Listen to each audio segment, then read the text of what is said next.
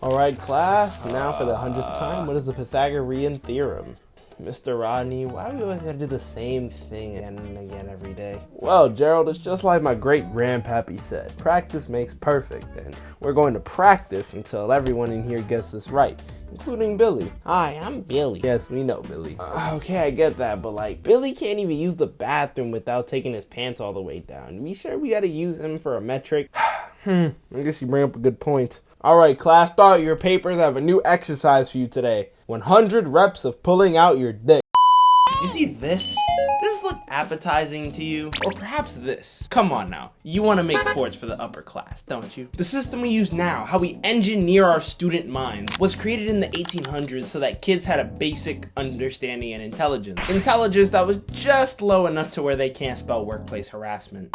I have a theory that that's why many high school classes often just feel monotonous, because it wasn't meant for that. Once child labor laws were established, there was this large gap between 12 and fully functional adult. And in between that, what are you gonna teach the kids? 100 reps of pulling out your dick.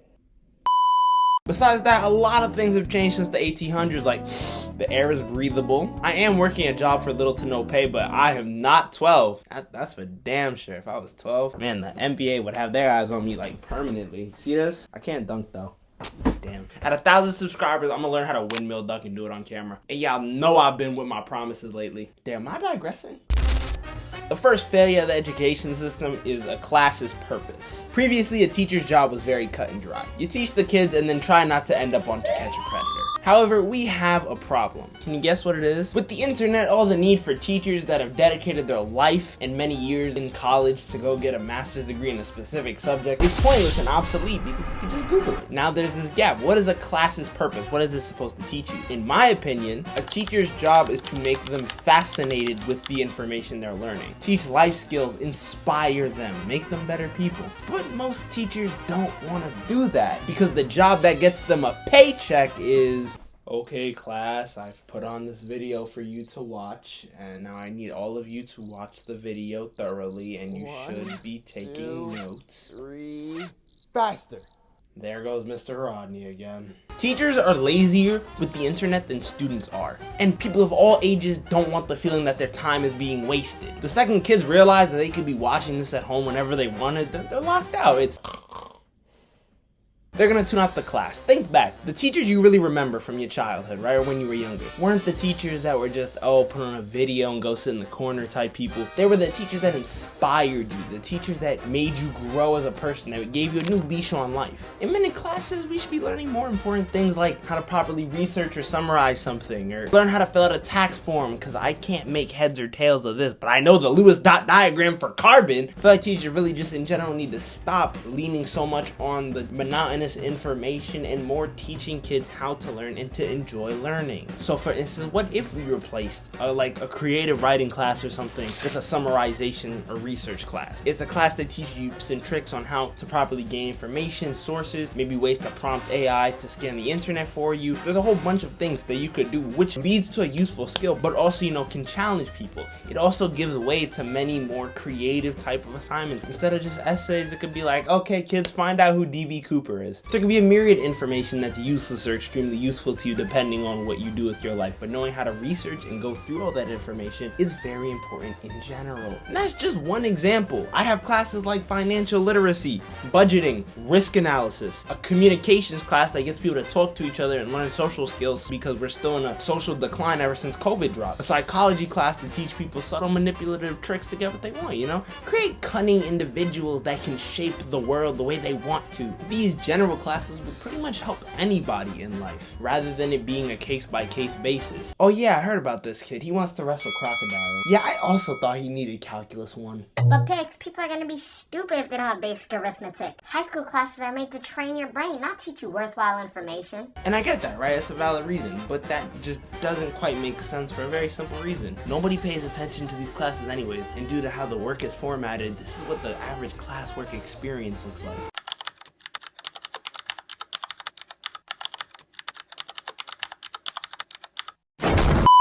And on top of that, why do we have to be tested on it? I get it's like the point of the test is that there's an incentive to do the work, but my problem with that is the only kids that actually take the threat of a test seriously are kids that already take school seriously. The DOE thinks they got these kids wrapped around their finger, like, yeah, get out of there, yeah. You don't ever come to my block again. Oh shoot, I gotta dip y'all. I got a chemistry test tomorrow. Yes, I am hopeful for today. Take this music and use it. Let it take you away and be hopeful, hopeful, and he'll make a way. I know it ain't easy, but that's okay. Seriously, the material is bogus, and everything that had to do with the concept of the system lies in issue number 2, which is school is easy. If you were to ask my mother what her schooling experience was like in Germany, she'd probably tell you something along the lines of, when I was a kid, I studied for 8 hours a day. If I got something in science wrong, I had Lewis dot diagrams seared into my back. This isn't a birthmark, it's a mistake. In PE, I was fighting bears, and I was eating them for lunch too. I was feasting on bear meat. And you got your lights up? Man, I'll find a grizzly right now. And while I do believe this is hyperbolic, I hope, there's a lot of truth in it. Public schools have made so much more of an effort to have a nobody gets left behind type mindset, which is nice in theory, but in reality, end all be all, school is supposed to prepare you for life. And in life, nobody cares if you get left behind. Nobody cares if you don't make it. It's a dog-eat-dog world. So stupefying the entire material over maybe the bottom few percent that don't get it is just a bad idea. Think about it this way, right? Imagine a little kid comes up to you. He may be like a 3rd, 4th grader, and he challenges you to a race. Now, obviously, you're faster than him. Are you gonna like speed blitz, like you're running as fast as you can, like your life is on the line? Or are you gonna just run a little bit faster than him? It's obviously the latter for simple reasons of just necessity. But we replaced that 4th grader with a grizzly bear though? We gonna see what them legs really moving like. Pressure makes diamonds. And I'm not saying we have to give people a whole bunch of more work, because I feel like that's the equivalent of like a school bullet sponge. But just speed up the learning a bit, cover more and interesting topics. Have tutors for the people that fall behind, but there's no reason why the majority should be slacking because of the minority. In America, 50% of people cannot read above an 8th grade level. Most of America's 8th grade literacy peaks at the word emphatic. And at the end of the day, there's no real way to gain interest or make someone really work hard if they're just not interested in the work at all, which would require a whole change of the system, and we're getting to that. Yes, we are getting to that. But as for now, let's get to those damn... I don't like how little a student has in terms of say with their teacher. Like, at least in college, you can research all your professors and make sure you don't get one that's going to make your life hell. But in high school, you're given cards, and for the most part, you can't do anything about them. Some teachers have this like police officer type mentality. It's always a power struggle for them. Those like subset of teachers that are just on the hit list that you just never want to get. Man, make sure you never get into Sriracha's class.